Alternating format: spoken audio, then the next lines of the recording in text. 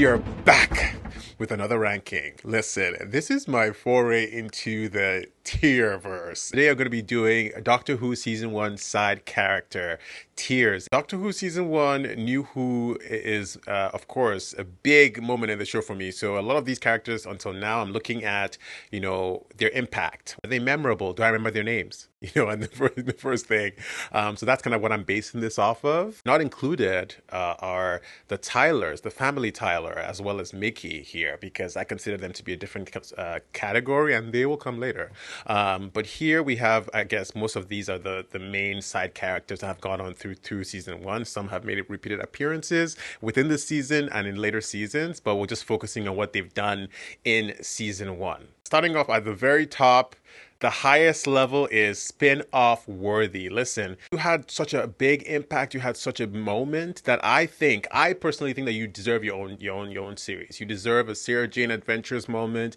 You deserve a Torchwood. You are just that interesting. You are that funny. You are that sort of fully realized, and I think there's so much more in store. Below that is main character energy. This is also pretty impressive. You are, shining. You are stealing the scene.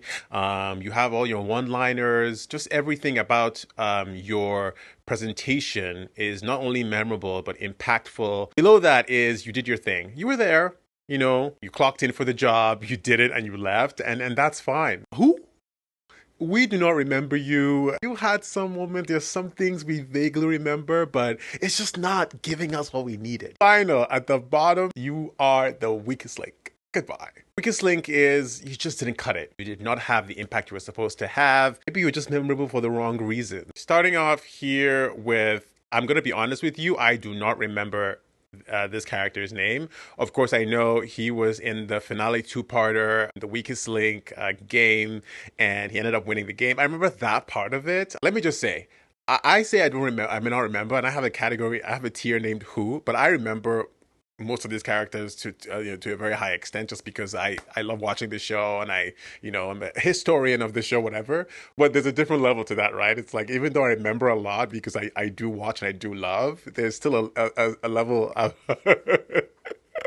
there's more of a level there. Is like, okay, I remember you, but do I really remember you? And I think that's the case here, where he was not so memorable in that sense, and the character also wasn't great, like a great character or great person.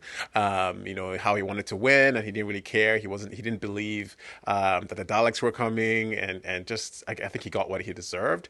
I'm just gonna put him at Who, because that's kind of how I feel about him. That's my first thought about him. I know her name mostly because when I was taking that screenshot to put this list together, I got to the point where she said her name, and her name is Diana Goddard, and that's how I know her name. If I didn't see that, would I have remembered? Probably not. I'm not good with names anyways, so I probably wouldn't have remembered that. But hearing that name, I remember it, right? So she was in the Dalek episode. She had her big moment toward the end, and I remember that moment. It was sort of like, nice. It was good. She had a moment with Henry Van Staten. I remember his name. But apart from that, I wouldn't say she was super memorable. Just for that ending scene, though, I think I'm gonna give her You Did Your Thing. She did her thing. She had her big moment at the end, and she was funny. She was a little bit funny. She had some funny moments. So I'm gonna give Diana You Did Your Thing. Okay. Now, come on, the legendary Charles Dickens. Illusion.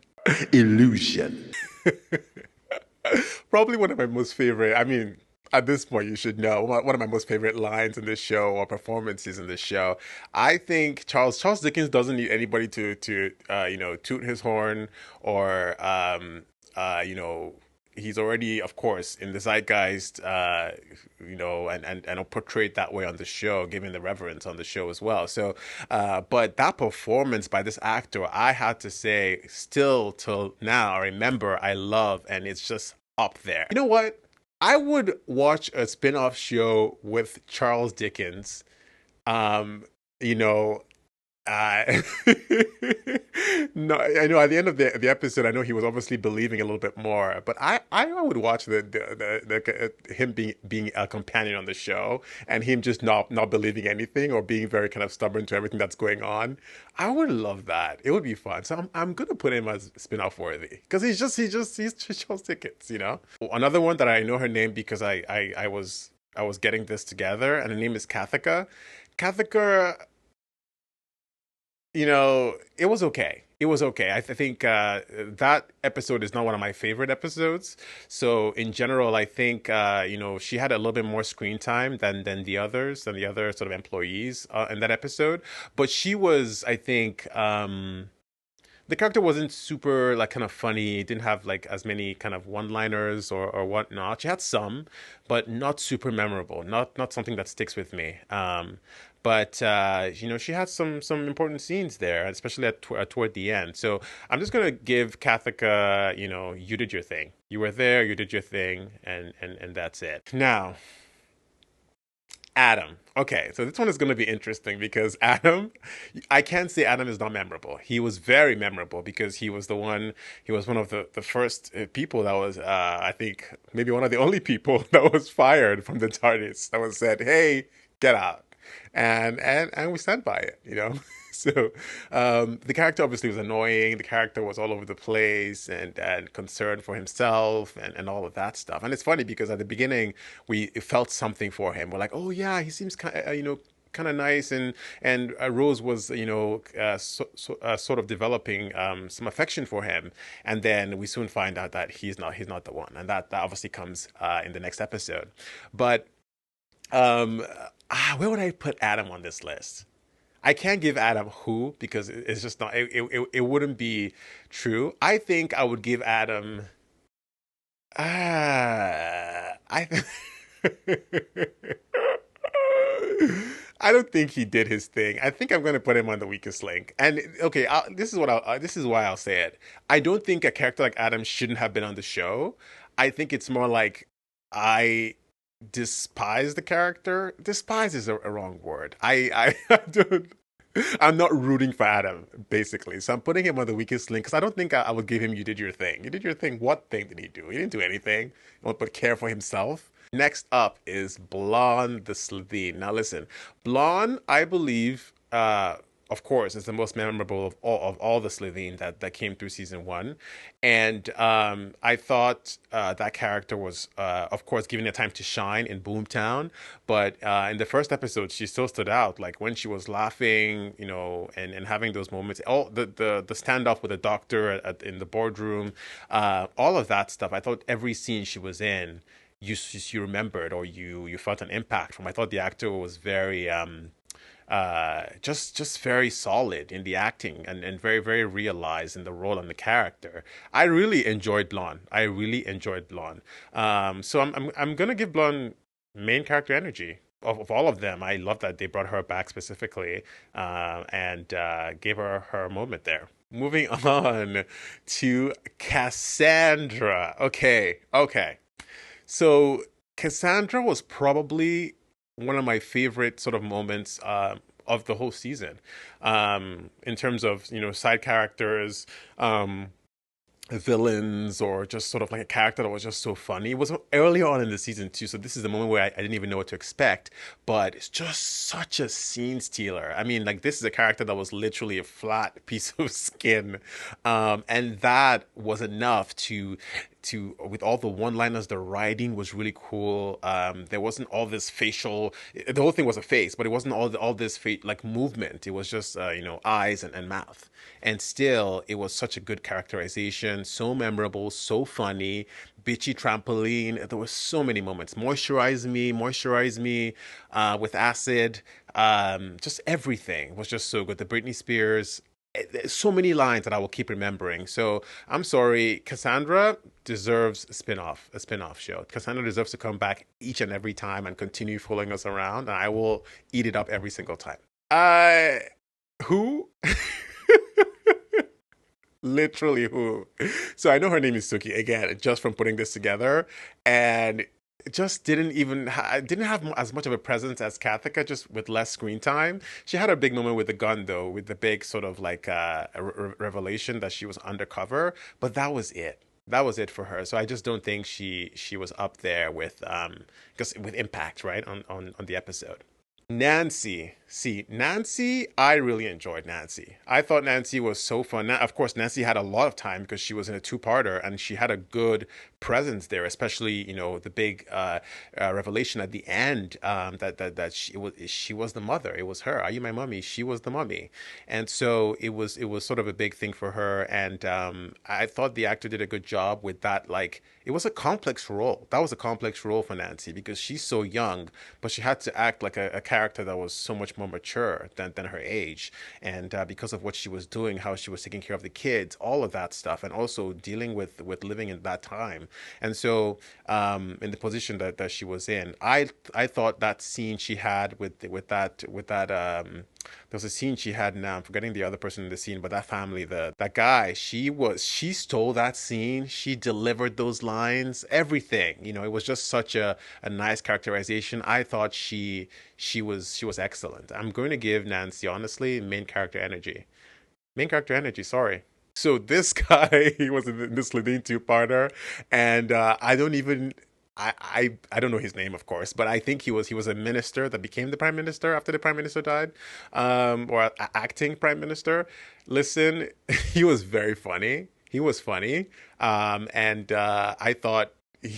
I remember some of his lines. I remember some of the moments that he said he was talking to Harriet Jones, and he was like, "Woman, this is not."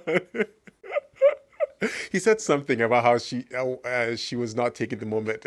She was doing something for the wrong moment or something. I remember that, and of course, his scene in the elevator. I think the actor was a lot funnier than he didn't have enough lines or as many moments to fully realize. But I thought he did a good job with what he had. So I'm gonna give him. You did your thing. Linda with a Y. Linda with a Y. As part of the two-parter, Linda had a. I would say she had a moment there. She spent a lot of time with the doctor, of course, from the big brother, and then continuing on into the end there with the Daleks. I thought she was kind of fun, kind of a cute character. She was very like endearing, but I think that was it. I didn't find her super memorable. I don't think she's someone that we keep thinking about. So I'm gonna say she did her thing. She was there, she was there. She did her thing, and it was cute for that moment, but not super memorable. Okay, Henry Henry Van Staten. I cannot say he's not memorable because he literally gave us In Through the Window, which was super funny, and I still quote till now. And so he was memorable for sure, of course, in the wrong way because of his character. But that episode was so solid, and I think he played his part there, did what he had to do. He's not main character energy, there's no way, and he's not a Who. So I'm gonna give him You Did Your Thing. I thought he was memorable. I thought he was a fun, like, sort of side antagonist to what was going on to the Dalek, or enabler for the Dalek, and I think he served his purpose, and I will remember him for that. And he's still out there, so he can come back. On to Jabe. I always call Jabe Jade, but she's Jabe. Jabe. Oh God, I said this so many times. One thing I think I would change in season one is to have Jabe come back, to not die where she did, or maybe find a way to resurrect her somehow, maybe with just I don't know. But I really thought she had good chemistry with the doctor. I thought she was like really fun. She was really quick. I thought she was funny in those first scenes she had too. Just all of that stuff. I thought the actor and the character, well, the character, was just so kind of, it was very Doctor Who. It was very, I could see her continuing on, or having an episode where we go to her planet and do some more stuff there. So I think it was a miss that we didn't have more of her.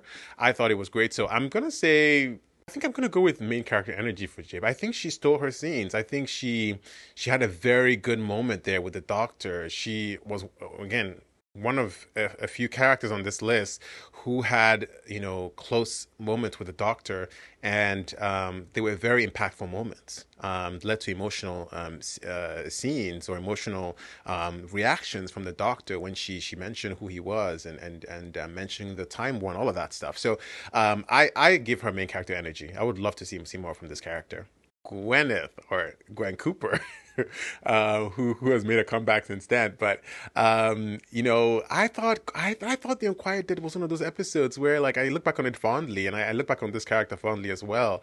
It was such an early moment for me with the show, and I honestly felt like this character had a great moment there. I don't think she stole every scene she was in. She was a central point in the episode for sure, so definitely memorable. But I would say Gwyneth did her thing. I think she was there. She did her thing. She understood the assignment.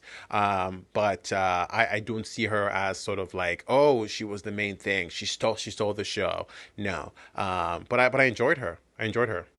Last and definitely not the least, is Harriet Jones. MP Fly Dale North. Now, that's at that point, anyways. Listen, I wish there was a category higher than spin-off worthy, because that was where I would put Harriet Jones. Harriet Jones is, I mean, I would say for people who started with NuWho and that's their first Doctor Who experience, I believe that this is probably one of the characters or one of the moments where you really start to fall in love with the universe. Like you like it, you like it, you like it, you're interested, you're engaged. But when you start to fall in love with the character, when you start to really connect and say, hey, like this was early on, right? So you're like, oh my God, this is fun. This is really fun. This is, there were so many highs and lows of the Aliens of London two-parter, but she was one of the highs. She was one of the highs, and I think a big high to the point where she really was carrying a lot in the episode. I really enjoyed Harriet Jones. Of course, multiple times we've seen her, but just from there, I thought she made a stamp on the show. She made such a stamp on the show that it was like, if we don't have this character back, then what are we doing? That was, I think, the impact she had. And I just cannot do anything but put Harriet Jones as spin-off worthy. I would watch that show. And the thing is, it would make sense to make a show like that. The character is just so funny, and there's so many opportunities for a backstory there, or more backstory with her life, and to sort of ground her even more.